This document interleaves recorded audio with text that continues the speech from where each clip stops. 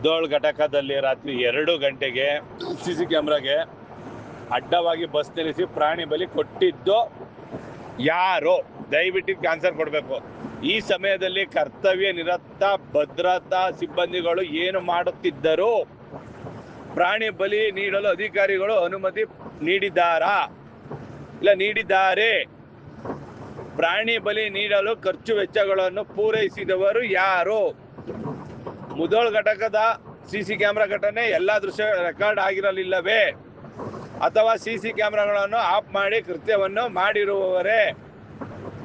ಬಾಗಲಕೋಟೆ ವಿಭಾಗದ ಭದ್ರತಾ ಇಲಾಖೆ ಅಧಿಕಾರಿಗಳು ಕಣ್ಣು ಮುಚ್ಚಿ ಕುಳಿತಿರುವವರೇ?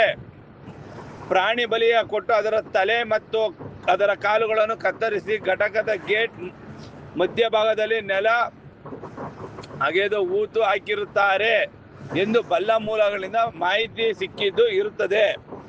ಈ ಎಲ್ಲ ಪ್ರಶ್ನೆಗಳನ್ನು ತನಿಖೆ ಮಾಡಿ ಬಾಗಲಕೋಟೆ ವಿಭಾಗದ ಅಧಿಕಾರಿಗಳು ತನಿಖೆ ಮಾಡಿ ರಾಜ್ಯದ ಜನರಿಗೆ ಉತ್ತರ ತಿಳಿಸಬೇಕಾಗುತ್ತದೆ.